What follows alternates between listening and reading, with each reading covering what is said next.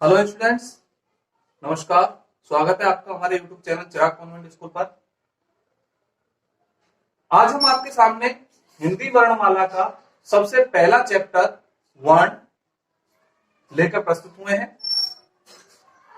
हम यहाँ पर वर्ण के बारे में सारी जानकारी, सारा बेसिक कंसेप्ट क्लियर करेंगे, जो कि सभी कक्षाओं से रिलेटेड है और कॉम्पिटिटिव एग्जाम से भी रिलेटेड है।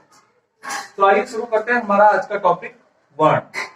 दोस्तों, यदि आपने हमारे चैनल को अभी तक सब्सक्राइब नहीं किया है तो लाल बटन दबाकर सब्सक्राइब अवश्य कर दें। साथ ही साथ लाइक का बटन अवश्य दबाएं और हमारे सभी नोटिफिकेशन पाने के लिए घंटी के बटन को भी अवश्य दबाएं। थैंक हम सभी जानते हैं कि वर्णमाला किसी भी भाषा के क्रम से लिखे हुए अक्षरों का एक समूह होता है, जिसमें स्वर और व्यंजन दोनों ही आते हैं। हम यहाँ पर देख सकते हैं कि स्वर हमारे अलग लिखे हुए हैं और व्यंजन हमारे अलग लिखे हुए हैं। इस तरह से यदि हम इस सीट का ऑब्जर्वेशन करें तो हम देखते हैं कि हमारे कुल मिलाकर स्वर कितने होते हैं? 11। ऐसे लेके औ से औरत तक ये सारे स्वर होते हैं 11, प्लस 2 अनुस्वार होते हैं, जिनको मिलाकर 13 स्वरों की संख्या दी जाती है।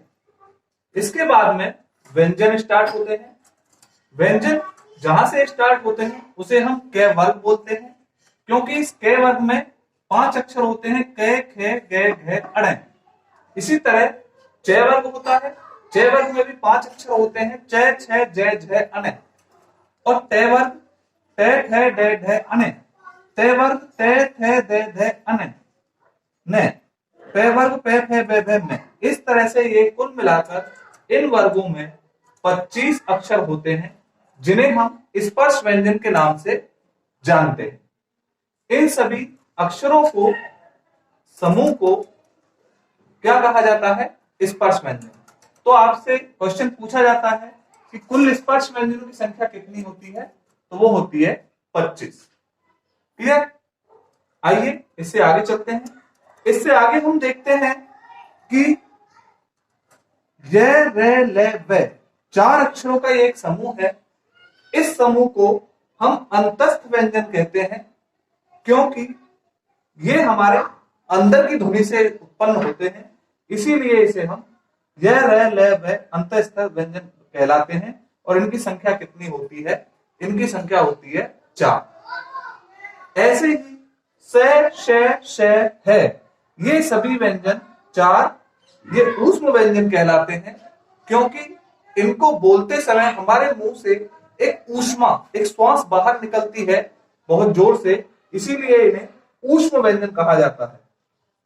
इसके बाद 36 ये चारों अक्षर ऐसे अक्षर होते हैं जो 2 अक्षरों से मिलकर बने होते हैं, इसीलिए इन्हें संयुक्त व्यंजन की संज्ञा दी जाती है। क्योंकि ये अक्षर 2 अक्षरों से मिले हुए हैं, इसीलिए इन्हें संयुक्त व्यंजन कहा जाता है। इनकी संख्या भी कितनी होती है? इनकी संख्या भी 4 होती है। क्लियर? और बाकी हमारे 2 नए अक्षर होते हैं, ये आपके 2 होते हैं, अना और ढा। इनको पढ़ने में यदि हम पढ़ें तो देखिए, सड़क लिखते समय हम इस तरह से लिखते हैं, पढ़ाई लिखते समय हम इस तरह से लिखते हैं। तो ये 2 अक्षर ऐसे हैं जिनको उत्क्षिप्त व्यंजन कहा जाता है।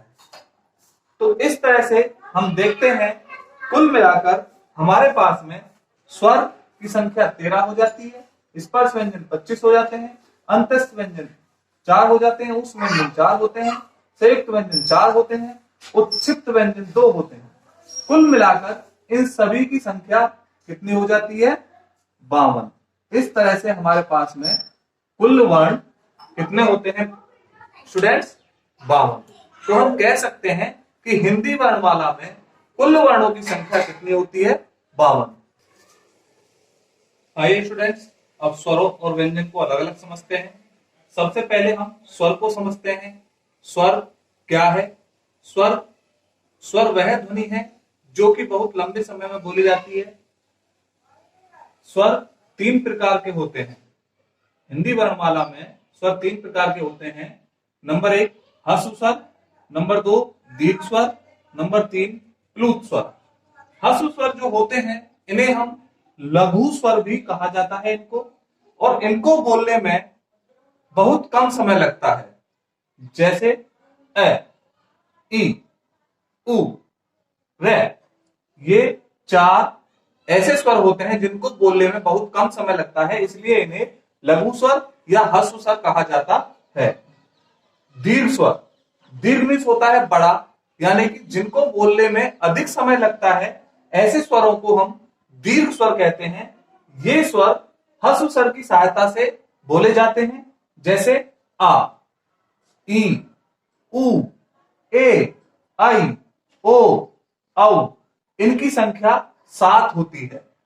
क्लियर? इसके बाद प्लुत स्वर। प्लुत स्वर ऐसे स्वर होते हैं जो कि दीर्घ स्वर को लंबा खींचने पर प्राप्त होते हैं, जैसे ओम। ओ को यदि हम लंबा खींचे तो ओम इस तरह से बनता है। ऐसे ही हे राम। तो इनको लंबा खींचने पर जिन शब्दों का निर्माण होता है, जिन स्वरों का निर्माण होता है, उन्हें हम प्लुत स्वर कहते हैं।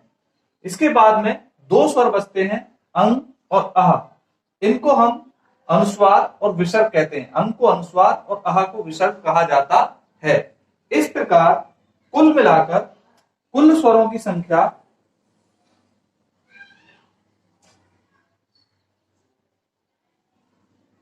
11 और 2 अयोग वाह को मिलाकर कितनी हो जाती है? 13 हो जाती है। Clear friends? आइए अब व्यंजन के बारे में समझते हैं।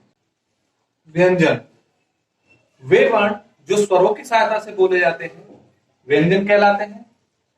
हिंदी वर्णमाला के अंदर व्यंजन निम्न प्रकार के होते हैं। नंबर 1 स्पर्श व्यंजन। कैसे लेकर मैं तक के जितने भी व्यंजन होते हैं उन्हें स्पर्श व्यंजन कहा जाता है। इनकी संख्या 25 होती है। नंबर 2 अंतस्थ व्यंजन। य, र, ल, व। ये 4 व्यंजन ऐसे व्यंजन होते हैं जो अंतस्थ व्यंजन कहलाते हैं।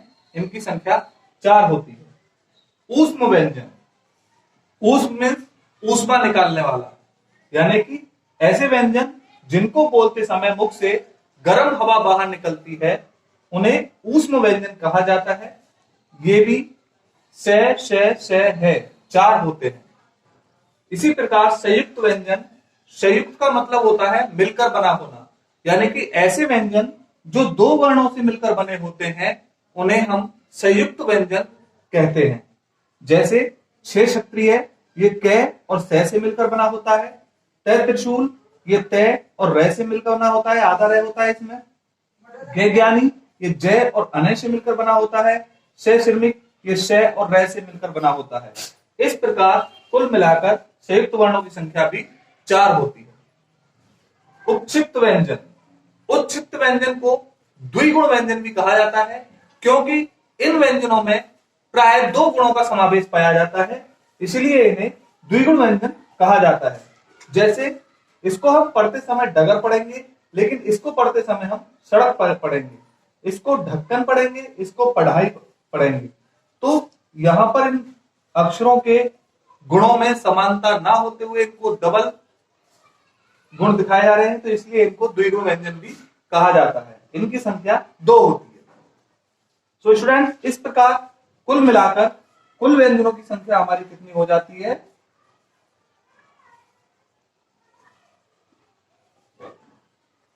कुल व्यंजनों की संख्या हमारी 33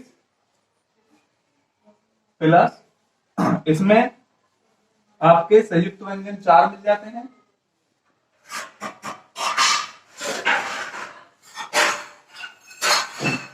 और द्विगुण व्यंजन 2 मिल जाते हैं। इस प्रकार कुल मिलाकर ये संख्या 39 हो जाती है। और इससे पहले जो हमने पढ़े थे कुल स्वर कितने होते हैं हमारे? कुल स्वर हमारे हमने पढ़े थे 11 और अयोग वाह 2।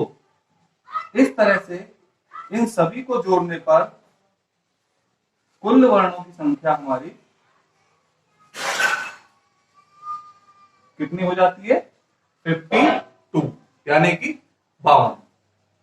तो इससे आगे का जो पार्ट है वो हम अगले वीडियो में डिस्कस करेंगे। आज के लिए इतना ही, मिलते हैं नेक्स्ट वीडियो में। Thank you.